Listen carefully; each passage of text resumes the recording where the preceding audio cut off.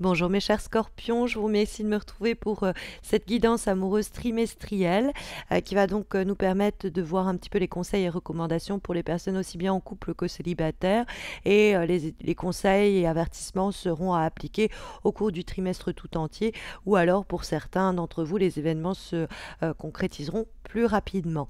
Nous avons pour ce faire recours au tarot White Numen que j'adore et nous avons donc dans ce tirage à la fois des lames majeures et des lames mineures. Des lames majeures, vous en avez en grand nombre. Vous avez le diable, le mât et l'arcane sans nom. Il y a des résonances aussi dans le cadre des lames mineures, puisque vous avez la famille des épées. On a des épées et des majeurs. Donc, il semblerait que le trimestre à venir va être pas très reposant. Il semblerait qu'il y ait plein d'événements importants qui vont surgir parce que les lames majeures qui surviennent sont des lames qui prennent beaucoup d'énergie. Et après, ça va se passer pas mal sur le plan mental. Je vous sens beaucoup cogiter à une situation affective. Et ça va être aussi des problématiques d'ordre de communication qui peuvent surgir sur le trimestre à venir, donc à surveiller. Mais je suis venue à me demander si pour vous il n'était pas question ce trimestre de mettre un terme à une relation ou à une situation affective qui, telle qu'elle est, ne vous convient pas forcément. Pourquoi j'en tire cette conclusion déjà synthétique? C'est que nous trouvons à la fois la carte du mât qui nous parle de repartir à zéro, nous avons également l'arcane sans nom qu'on appelle la mort, hein, et qui, comme son nom l'indique, nous parle de fin mais aussi de révolution, et on a la carte du 10 d'épée qui va quant à elle nous parler aussi de la fin d'une situation, d'une période qui se termine et d'une page qui va se tourner. Donc on a le besoin de mettre un terme à une situation, voire à une relation au cours du trimestre à venir. Mais je pense que c'est mieux ainsi, ça peut permettre le déblocage sur le plan affectif. Ça peut être vraiment l'idée que pendant une longue période, vous allez être dans le 2 d'épée qui va être qu'est-ce que je fais? La carte du 2 d'épée, c'est une lame où on est j'y vais pas quoi. C'est Jekyll et Hyde, on est traversé par des pensées contradictoires et on a énormément du coup de difficultés à statuer. Et donc on reste comme ça un peu entre deux eaux. Alors on peut malheureusement être soumise à une telle attitude, c'est-à-dire que la personne en face, celle que l'on convoite ou notre partenaire ou la personne que l'on rencontre va être dans une incertitude et une indécision qui va peser lourdement sur la situation, tout simplement parce que on a éventuellement quelqu'un qui ne veut pas forcément s'engager, qui veut garder une liberté, et donc il y a une transformation en profondeur qui est essentielle. On peut avoir effectivement avec la carte du mât quelqu'un qui fuit un peu les responsabilités et la situation telle qu'elle, même s'il y a énormément d'attirance et de désir et quelque chose de très vibrant sur le plan charnel, il y a beaucoup de comment dire, de questions sans réponse et de torture un peu mentale qui fait qu'on pourrait dire, bon, soit on change radicalement de schéma relationnel, on redémarre un peu à zéro du coup, et dans ce cas-là, le partenaire pourrait être partant ou la personne que l'on convoite pourrait être partante, et donc on tire un trait sur cette période mi-figue, mi-raisin qui a suscité un peu d'inquiétude et qui a peut-être même heurté et blessé, et donc on décide de mettre un terme à la situation telle qu'elle est, parce que on a effectivement le besoin de révolution. Donc je ne sais pas si on vous dit carrément, bon ça va être différent peut-être pour certains d'entre vous et pour d'autres, hein, mais il y a l'idée soit on vous dit, faut mettre un terme à une relation qui, telle qu'elle est, ne convient pas, parce que peut-être qu'on a quelqu'un en face qui va vouloir s'embarquer vers de nouveaux projets, et que nous, on va être dans une vraie division intérieure, je sais pas, je me sens pas prête, ou je me sens pas prêt, et donc vous allez devoir malheureusement, même s'il y a un désir, etc., mettre un terme à la relation, parce que vous ne pouvez pas suivre le mouvement. On peut avoir l'inverse, hein, c'est-à-dire que vous voulez qu'il y ait un vrai déblocage des choses, que cette situation mi-figue, mi-raisin soi-disant se termine parce que vous avez un besoin et un désir d'autre chose, et que malheureusement, la seule façon d'obtenir ce que vous voulez, c'est en tournant le dos à cette personne, à cette relation, à cette situation, en tournant cette page pour aller vers quelque chose de nouveau. C'est aussi possible, mais il y a vraiment l'idée que soit on révolutionne une situation donnée pour qu'elle change complètement de paradigme et de schéma, que le schéma relationnel soit complètement différent. Et on y va franchement, dans ce cas-là, il n'y a plus de je doute, je me questionne.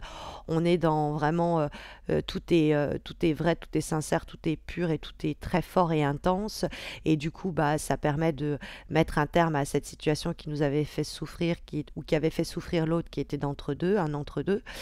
Ou alors, ça peut être vraiment mettre un terme à une situation donnée qui était peut-être très forte et très pulsionnelle et très pleine de désirs, mais qui, au final, vous a fait plus de mal que de bien. Et donc, même si pendant un temps, vous tergiversez avec vous-même, vous en venez à la conclusion, ou en tout cas, vous acceptez la mort de cette relation ou de cette situation, très simplement. On peut comprendre que les cartes encouragent, c'est précisément cela, hein, mes chers scorpions, pour le trimestre à venir. Alors, de façon plus détaillée, donc, nous trouvons cet arcane du diable dans les éléments qui vont permettre de décrire bien, ce dont vous avez besoin en amour, en tout cas ce que les cartes considèrent que vous avez besoin pour le trimestre à venir, donc ce dont vous avez besoin pour le trimestre à venir. Ça peut être aussi vos attentes. Et le diable, c'est une carte de tension, de désir, d'envie. C'est une carte très pulsionnelle, c'est une carte passionnelle. Vous avez peut-être besoin de passion et de désir et d'envie dans votre vie, et que il y a eu personne qui a été en capacité de vous l'offrir, et que justement il y a une révolution qui intervient, il y a un cycle amoureux difficile qui s'achève pour vous sur le trimestre à venir, aussi simplement que cela. Mais on peut trouver toujours dans la carte du diable des attentes et des besoins qui ne sont pas toujours très sains. C'est-à-dire qu'on a une attente et un besoin de l'autre, mais c'est une forme d'addiction, et plus on avance dedans, plus on se rend compte que cette addiction nous fait plus de mal que de bien. Il y a peut-être aussi un besoin égoïste qui se manifeste à travers la carte du diable. On a envie de penser à soi et pas de penser à la première personne du singulier, et pas de penser à la première personne du pluriel. Donc ça aussi, ça peut être un élément un petit peu délicat, et qui peut aussi vous pousser à prendre conscience que si on n'a pas envie de penser des projets à deux, c'est qu'au fond, on n'a pas envie d'être à deux, et qu'il vaut mieux éviter les souffrances qu'on pourrait faire subir à autrui, parce que au fond on sent que on n'est pas en capacité d'offrir plus que ce désir-là un peu puissant. Mais c'est vrai que quand je vois le diable avec le reste du tirage, avec beaucoup d'épées, la carte du diable, de façon plus traditionnelle, c'est deux personnages qui sont tenus en laisse l'un à l'autre et soumis au diable. Et le diable représente les pulsions, les désirs et les envies. Donc ça peut être l'idée d'être assujetti à des passions qui ne sont pas forcément très constructives, et qui nous font autant de bien que de mal, parce qu'on est avec des personnes qui ne savent pas ce qu'elles veulent, qui veulent conserver leur liberté, qui vont, qui viennent. Hein, la carte du mât prône une indépendance qui va permettre de circonscrire les attentes et les besoins de l'autre, du partenaire, de la personne que l'on va rencontrer, de celle que l'on convoite. Et donc il y a un côté de passion folle un peu là-dedans, hein. C'est le désir charnel très très viscéral, et le mât, c'est un peu fou, on se pose pas de questions. Donc c'est vrai que dans l'adéquation des deux et dans la résonance et le discours, on peut avoir une passion amoureuse qu'il va falloir à un moment révolutionner, parce que sinon on va s'engouffrer dans un schéma relationnel qui n'est pas le bon. Donc il va falloir passer outre cela, sinon il y a des souffrances à la clé, hein, si on n'est que dans le tout feu tout flamme. On peut être aussi dans ce désir de répondre d'abord à ses besoins au cours du trimestre à venir, tandis que l'autre veut se lancer dans une nouvelle aventure avec nous, qui se sent prêt à se jeter dans le vide, ce qui n'est pas forcément notre cas pour le moment, hein, le fameux 2 d'épée qui va se trouver quant à lui dans les difficultés qui pourraient peser au cours des mois prochains, mes chers scorpions. Et le 2 d'épée, comme je vous l'ai dit, on est divisé, on est scindé, c'est un peu la schizophrénie, on est dans une ambivalence, on hésite, on se tâte, on se questionne, on s'interroge, mais on ne trouve pas forcément les réponses à nos questions. Donc on a, avec la carte du 2 d'épée, une ambivalence qui pourrait vous représenter, peser négativement sur l'évolution des choses, choses, donc quelque chose qu'il faut prendre en compte. Et ça peut être, bon, je désire autant que j'en veux à l'autre. Est-ce que c'est ce que je cherche dans une relation? Est-ce que je peux m'épanouir dans une situation pareille? Et puis bon, bah, la conclusion sera non, il y a trop de souffrance, trop de trahison. Mieux vaut terminer ce chapitre-là pour m'élancer vers quelque chose qui sera en mesure de m'apporter plus d'épanouissement. Et donc, l'arcane sans nom, la mort, comme l'indique le tarot White Numen, va nous parler plus clairement de couper les ponts, de couper les liens, les fameuses cordes qui, dans le cadre plus traditionnel du diable, normalement, sont présentes et nous parlent justement d'attaches qui sont pas forcément très saines.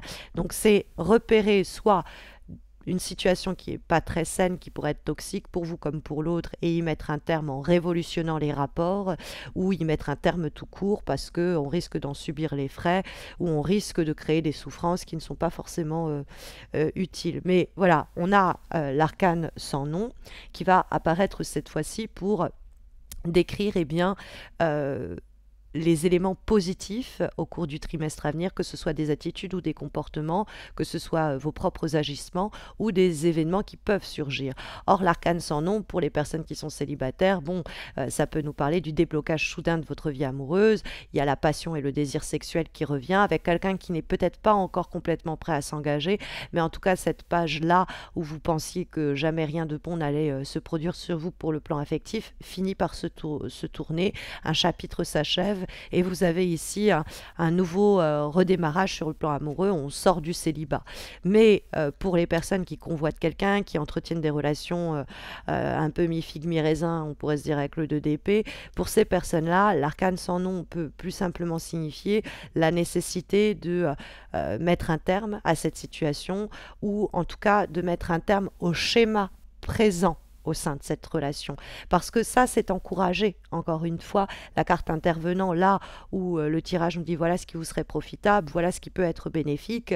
On pourrait aussi comprendre qu'on vous dit bon, il faut y mettre un terme plus simplement. On pourrait aussi plus clairement vous indiquer que de toute façon, c'est inéluctable. Il y a un changement qui arrive. Soit vous vous engagez plus, soit l'autre s'engage plus, soit on abandonne. Mais il y a une révolution qui est essentielle.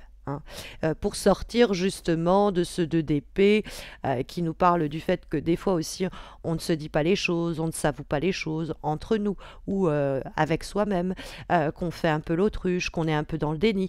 Et il y a un moment, il faut se confronter à la situation et voir qu'elle doit être changée, on doit soit s'assumer et s'affirmer, l'autre il faut le mettre face à, ou l'autre la mettre face à ses responsabilités, l'autre personne, pour décider si bon on continue comme ça ou si on arrête. Et je pense que ça pourrait être de votre fait parce que quand on voit l'aboutissement et l'évolution de la situation qui va être décrite par le 10 d'épée, il y a quand même des éventuelles souffrances. Donc on pourrait comprendre que les recommandations qui vous sont données ici par les cartes, c'est pour éviter cette souffrance du 10 d'épée qui a annoncé.